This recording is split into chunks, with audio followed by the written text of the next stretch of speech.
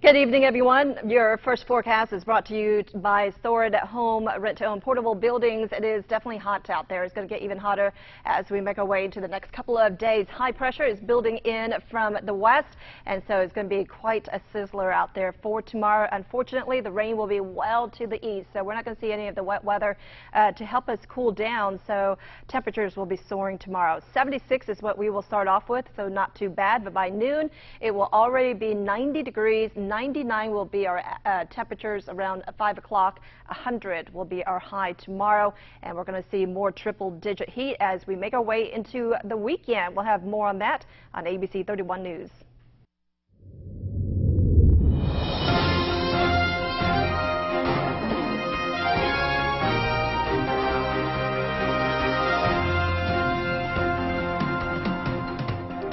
Welcome to ABC 31 News tonight.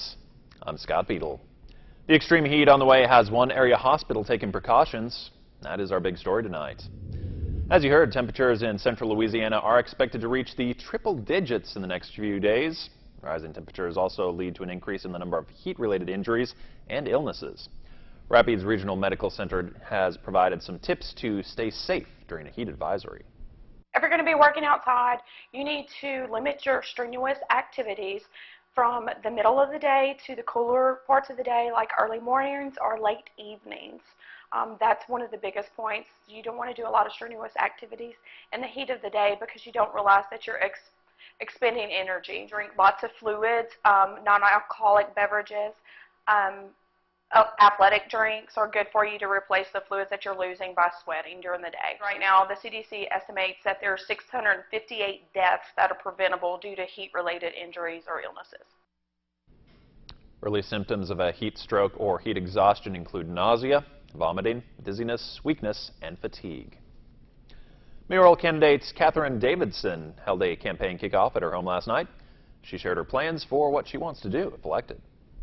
Our plan really is we're going to use this. It's hashtag Alexandria Forward. What we want to do is we have some clear-cut things that we definitely need to address. We need to first address communication, genuine leadership. We have to bring everyone together, meaning everyone has a seat at the table. And I think that's really important. That what I know it's a bit divisive, and I think that I'm the person that can take different sets of people and bring them together, and we can all. If we all get together on the same page, then that's the best thing to move Alexandria forward. District 2 City Councilman Roosevelt Johnson qualified today to run again for his District 2 seat. Johnson called a news conference in the Clerk of Court's office this morning to officially announce he would qualify for the seat. Questions have circulated since qualifying began about Johnson possibly seeking the position of mayor. He says he won't this time around, but could in the future. I've decided at this point, based on praying through it, that I would continue to run the race in the District 2 of the City of Alexandria because, I feel there's a great need to continue to work in the legislative branch of government. But by making this decision today, I would like to make it perfectly clear. As I look into the future and as I've ran before, this doesn't close the door for me ever running for mayor for the City of Alexandria. City government is important to me. What we are as a community is important to me. And I will continue to work hard to do those things that's incumbent upon me as a councilman and as president of the Alexandria City Council. Johnson has run for mayor of Alexandria in the past. He currently serves as city councilman for District 2 and president of the city council. Qualifying does end tomorrow. So far, Johnson is one of only 2 candidates seeking election for District 2. On day 2 of qualifying in Rapides Parish, there are a couple of surprises. There are now 3 people running for mayor of Ball, including the incumbent, the former town leader, and Gene Decker, who was previously unannounced. And in District 2 for the Alexandria City Council, also previously unannounced, is Gerber Porter, who signed up to run. Meanwhile, Jim Villard has yet to sign up to run for Alexandria City Councilman at large. He is currently the incumbent. Qualifying does end tomorrow afternoon at 4:30. You can go to the Secretary of State's website to see all those who have qualified so far. Rapides deputies arrest a Winfield woman for 18 counts of theft by fraud for scamming victims with a fake raffle. 30-year-old Nettie Adams is now in jail in Wynn Parish on another charge, but with a detainer for those accused crimes in this parish. Deputies say there is a legitimate fundraiser for a sick child, but Adams has no connection to that. They say she sold raffle tickets in the Tioga area. Investigators say social media responses helped them identify the suspect. The Kiwanis Club has named Master Trooper Jason Martell the Lawman of the Year. He was chosen for being a well-rounded trooper who has exceeded the duty requirements expected of his position with professional achievement. He told us he's humbled by the honor. I feel good. It's a very humbling experience. I don't consider myself to be an outstanding trooper above anybody else or any one of my co-workers. I just feel that I go out and do what I'm supposed to do and willing to help and take care of things some other troopers may be or not. Every year, the Kiwanis Club of Alexandria recognizes law officers for their duties and outstanding service. The Cenla Kicks Association is hosting an informational meeting tomorrow morning at 7:55 a.m. at the West Side Library. Cedric Williams stopped by earlier this week to give us the details. Well, thank you. Cenla Kicks is going to be a program that's going to promote children to be able to come and play the old-fashioned kickball game. If you remember going back into the corridors of your mind when you were in school and you played PE, when your teacher came out and said, "Hey, today is kickball day," it made something in you just go exciting. So, what better way than to bring our children of Central Louisiana into a program where they can feel a.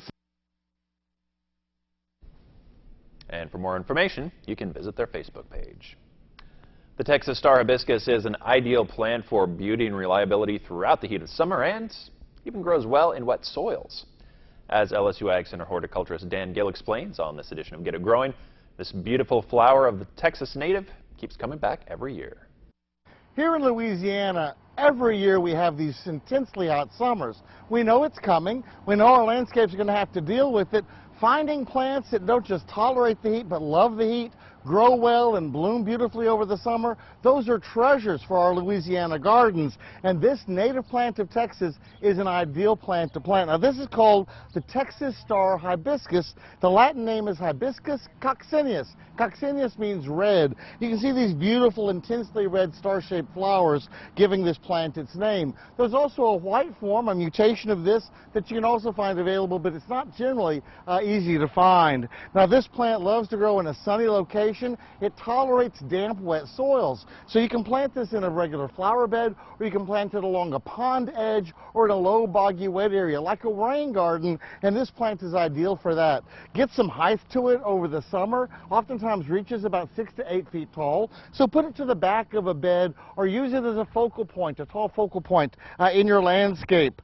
This plant blooms all summer long, usually coming to bloom around about May and continuing bloom until September, even into October. At that time, they go dormant in the fall. We cut them back to the ground, and in the spring, they come right back up again and grow. Now, this plant's a little bit undernourished. You want to fertilize. Notice how the leaves are a little bit lighter green. This is a good indication that the plant would need to be fertilized. So if you have any plants in your landscape that have a yellowish look, not that deep green color, feel free to fertilize in the summer. It's just fine. The Texas Star hibiscus, look for it in your nurseries now. If you can find some, it's fine to plant them now. Keep them well watered, and they'll take off and grow beautifully for you. Forget it growing. I'm Dan Gill with the LSU Ag Center. And for more information, you can visit that website on your screen. Alexandria Bikers United is hosting a back-to-school barbecue at Taboo Harley August 4th. Summer's quickly flying by, and all donations received will be used to purchase school supplies for children in need. And you're invited to the first community Give Back event. Join us for the AEX Culture Fest on August 4th. Community Give Back and school supply drive start at noon, and festival fun with art, food, and music begins at 2. Come out for the annual Back to School Expo at Nazarene Baptist Church. Students in Rapides Parish will be provided school supplies and uniforms in the goal to give back. The Hackers Cup Golf Tournament is a 4-man scramble benefiting St. Jude Children's Research Hospital. Starts at 8 at the Oak Wing Golf Club. For more community events, visit us on Facebook or at KLAXTV.com.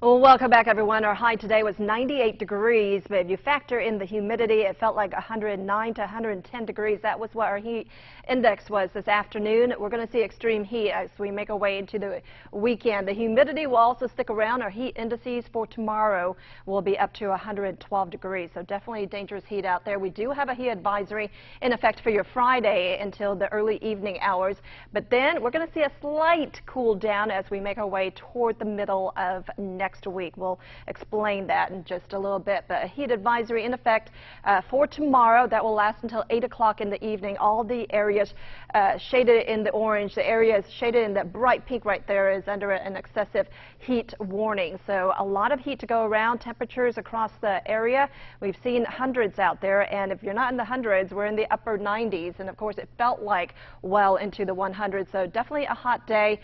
Winds continue to come from the south and southwest. Take a look at these temperatures from, if you take a look to the southwest.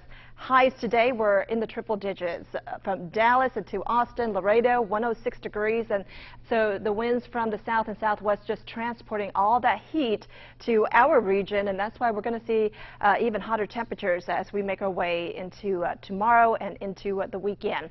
Our dew points in the mid-70s, so it's making things feel very oppressive out there. So hopefully you will find ways to stay cool for the upcoming days. But it's going to be a scorcher tomorrow. The humidity will stick around, I think, to our east, where they're going to see a little bit more cloud cover. It could be in the 90s, but well to the west, it's going to be in the hundreds. And considering where those winds are coming from, we're going to see some of that heat as we make our way into the afternoon tomorrow. So temperatures as we make our way into the weekend. Saturday and Sunday, we're looking at highs about 100 or even above that. It's going to feel like 112 on Saturday.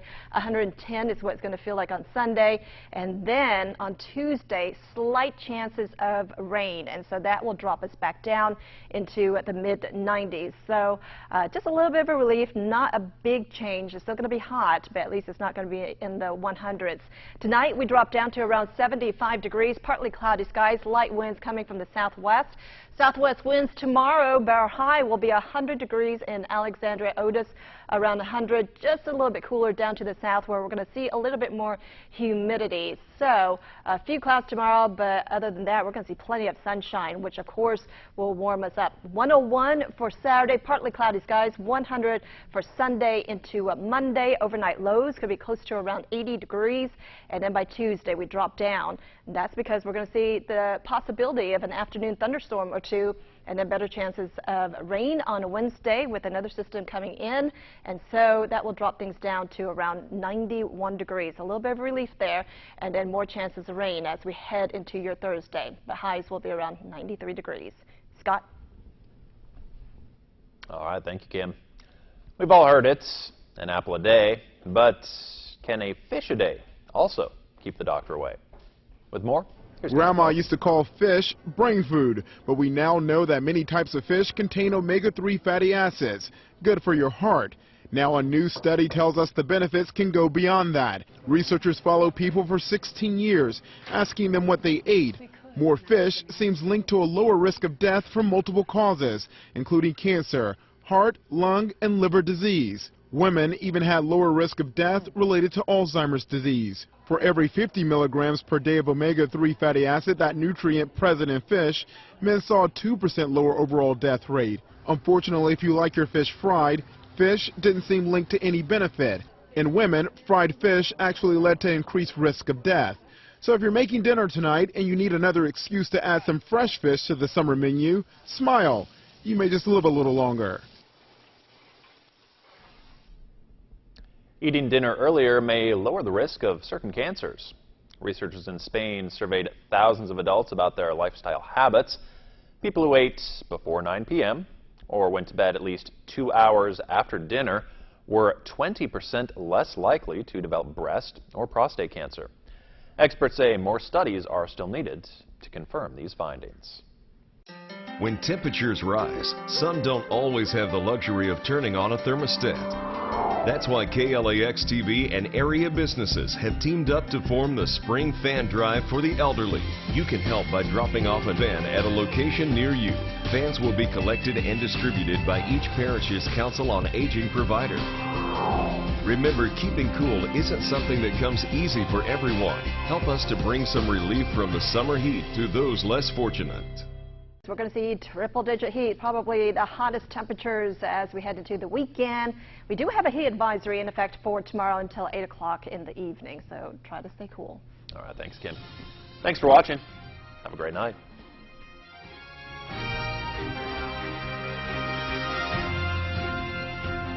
When it comes to cleaning up the streets of Boston, this is who I am. This is what I do. Now get me in there. He did it, and I know where the proof is. It's ladies first. Rizzoli and Isles. Weekends at 11 on KLAX TV. When a case seems unsolvable, they see the incredible. Murder, motive, secrets. Bones, weekends. Watch Bones, weekends on KLAX ABC 31.